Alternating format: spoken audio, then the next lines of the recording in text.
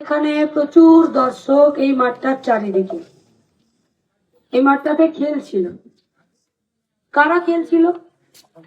আমাদের এই গোটা এলাকার, গোটা রাজ্যের, গোটা উত্তর পাড়ার যারা ভবিষ্যতে খেলাটাকে বাঁচিয়ে রাখতে চায় তারা।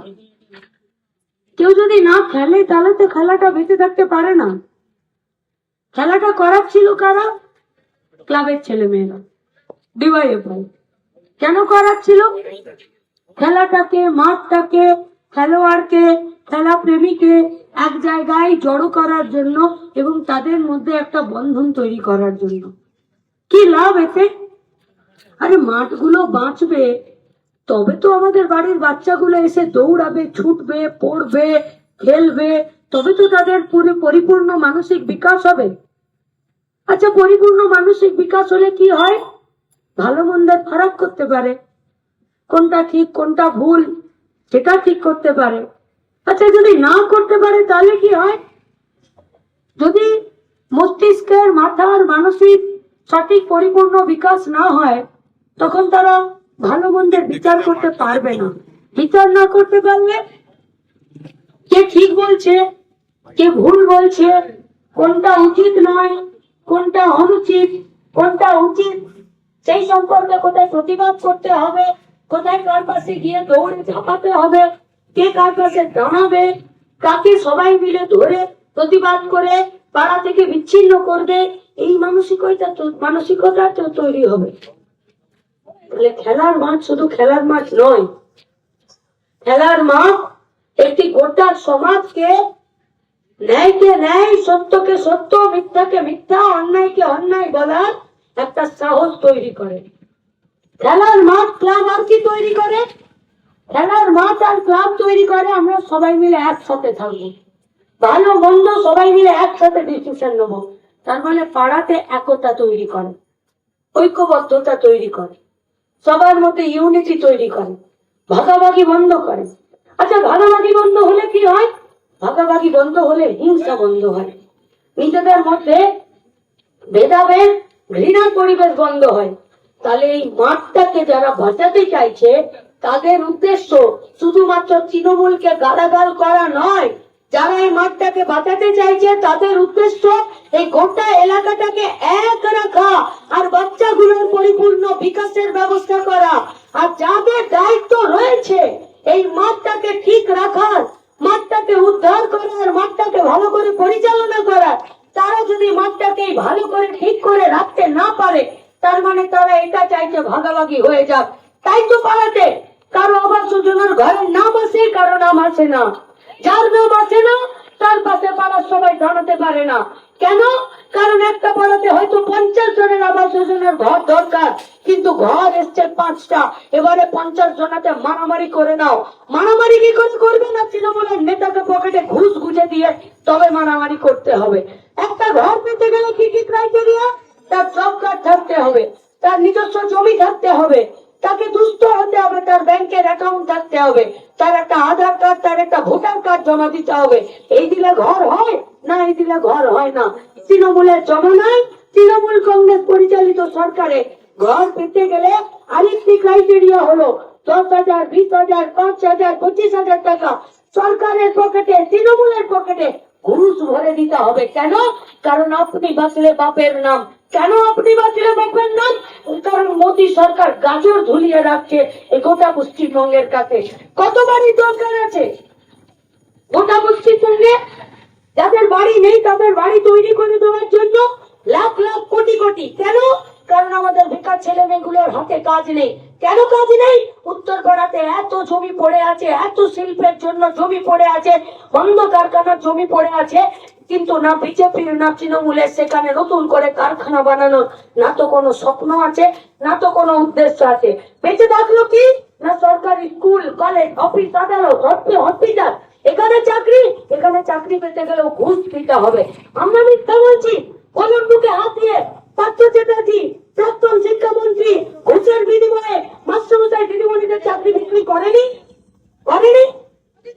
আজিগরের ভেতরে সন্দীপ ঘোষরা পয়সার বিনিময়ে, টাকার বিনিময়ে, ঘুষের বিনিময়ে ডাক্তার তৈরি করেনি?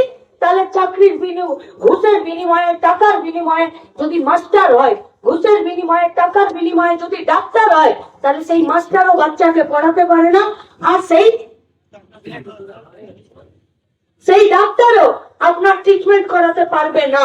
তাহলে গোটা পশ্চিমবঙ্গে ঘুষের বিনিময়ে যদি কাজ হয়, তাহলে বেকার ছেলে মেয়েদেরকে মেধাকে বিক্রি করে দিয়ে, বেকার ছেলে মেয়েদেরকে মেধাকে বাদ দিয়ে টোটো অটো কিনতে হয়, ভ্যান রিক্সা চালাতে হয়, লোডিং আনলোডিং এর কাজ করতে হয়, রাজমিস্ত্রির কাজ করতে হয়, পাড়ার মোড়ের ভেতরে ছোট ছোট দোকান দিতে হয়, কোন রকমের দিন আনা দিন গুজরান করতে হয়, কারণ তার নিজের পকেটে আর নিজের বাড়ি ছাওয়ার জায়গা থাকে না। কত লোক আছে পশ্চিমবঙ্গে এরকম? অসংখ্য লোক আছে। 10 কোটির পশ্চিমবঙ্গ, কোটি কোটি মানুষ আছে যাদের বাড়ি নেই। তাদের বাড়ি যদি বানিয়ে দিতে হয়, তাহলে এই পশ্চিমবঙ্গে অসংখ্য বাড়ি লাগবে। মোদী সরকার গাজর ঝোলাচ্ছে 2016 সাল থেকে, একই গাজর বাড়ি হবে, বাড়ি হবে, বাড়ি হবে। কত বাড়ি হবে? গোটা পশ্চিমবঙ্গের জন্য 55 লাখ বাড়ি। আরে 10 কোটির পশ্চিমবঙ্গে 55 লাখ বাড়ি, 55 লাখ বাড়ির মধ্যে কত বাড়ি স্যাংশন এসেছে? 11 লাখ। তাহলে 10 কোটির পশ্চিমবঙ্গে যদি 11 লাখ বাড়ি আসে, তাহলে নিজেদের মধ্যে মাথা ঠোকাঠুকি করে আর ঝগড়া করে আর লাঠালাঠি করে বেঁচে থাকতে হবে। এই 11 লাখ বাড়ির তালিকা কোথায় তৈরি হবে? পঞ্চায়েতের অফিসে তৈরি হবে। পঞ্চায়েতের অফিস কি সেই তালিকা তৈরি করেছে? হ্যাঁ, তৈরি করেছে। আইসিডিএস, রুরাল, আশাকর্মী, পুলিশ, পঞ্চায়েতের অফিসার বাড়ি বাড়ি গিয়ে ছবি তুলে, ফটো তুলে বাড়ির তালিকা তৈরি করেছে। বুকে হাত দিয়ে বলুন, আপনি জানেন আপনার এই এলাকার এই 21 নম্বর ওয়ার্ডে নতুন করে কার কার বাড়ির নামের তালিকা এসেছে? লিস্টে কার কার নাম আছে? আরে একটা বার এই তালিকা পঞ্চায়েতের অফিসের বাইরে ঝুলিয়ে দিক না, তাহলেই তো বুঝতে পারবো দুধে কত জল আছে, জলে কত দুধ আছে। শুধুমাত্র চিরকাল একটা গাজর বিজেপি সরকার ঝুলিয়ে দিয়ে, আর তৃণমূল সেই গাজরকে সামনে রেখে ঘুষের টাকা ইনকাম করতে পারে না। তাই প্রত্যেকটা বাড়িতে কাজ চাই, কাজ, যাতে সবাই নিজের বাড়ি নিজে বানাতে পারে। তাই আমরা নিজেরা স্পষ্ট করে বলেছি আমাদের পার্টির পক্ষ থেকে যে প্রত্যেকটা পরিবারে একটি স্থায়ী কাজের ব্যবস্থা। আর যারা মজুর, যারা শ্রমিক, যারা প্রত্যেক দিন দিন আনে দিন খায়, খেটে খায়, তাদেরকে দিন গেলে 700 টাকার মজুরি। কোনো অন্যায় কথা, কোনো অন্যায় দাবি আমাদের? এর মধ্যে কোথাও হিন্দু, কোথাও মুসলিম ধর্মের গন্ধ আছে? মাঠটা বাঁচানোর জন্য কোথাও হিন্দু, কোথাও মুসলিম ধর্মের গন্ধ আছে?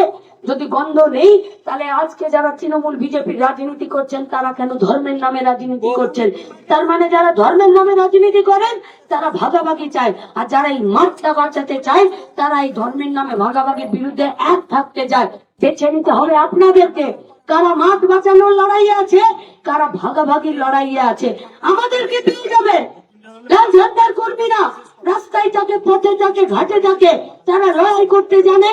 জেল খেটেছে, মার খেয়েছে, কেস খেয়েছে, কিন্তু পিঠ দেখিয়ে পালিয়ে যেতে চায়নি, পালাতেও পারে না। তাই মানুষের কাছে, 21 নম্বর ওয়ার্ডের সাধারণ মানুষের কাছে আমাদের আবেদন, আসুন এই মাঠ বাঁচানোর লড়াইয়ে, এই গোটা এলাকা বাঁচানোর লড়াইয়ে, আমাদের এই গোটা উত্তরপাড়ার পশ্চিমবঙ্গ বাঁচানোর লড়াইয়ে আমরা সবাই একসঙ্গে থাকি আর ভোট দিই কাস্তে হাতুড়ি তারা। 29শে এপ্রিল যদি আমরা জিতে যাই, জিতবে গোটা উত্তরপাড়া। যদি তৃণমূল জিতে যায়, হারবে উত্তরপাড়া। যদি বিজেপি জিতে যায়, তাহলে হারবে পশ্চিমবঙ্গ, হারবে উত্তরপাড়া। উত্তরপাড়াকে বাঁচানোর লড়াইয়ে আসুন কাস্তে হাতুড়ি তারাকে ভোট দিয়ে সিপিআইএম কে জেতাই। আমরা এমএলএ হতে চাইছি প্রমোটারি করার জন্য নয়, প্লটিং করার জন্য নয়, পয়সা কামানোর জন্য নয়। আমরা জিততে চাইছি, আমরা লড়তে চাইছি, আমরা আপনাদের কাছে ভোট চাইছি শুধুমাত্র এই লড়াইটা যেটা রাস্তায় করছি, সেটা বিধানসভার ভেতরে করার জন্য। আসুন একসঙ্গে লড়ি, জিতিয়ে দিই, বাঁচিয়ে দিয়ে গোটা পশ্চিমবঙ্গকে, গোটা উত্তরপাড়াকে ভোট দিন কাস্তে হাতুড়ি তারায়। জিতবো আমরা, বাঁচবে পশ্চিমবঙ্গের মাঠগুলো। সবাইকে লাল সালাম জানিয়ে আমার কথা শেষ করছি। ভালো থাকবে।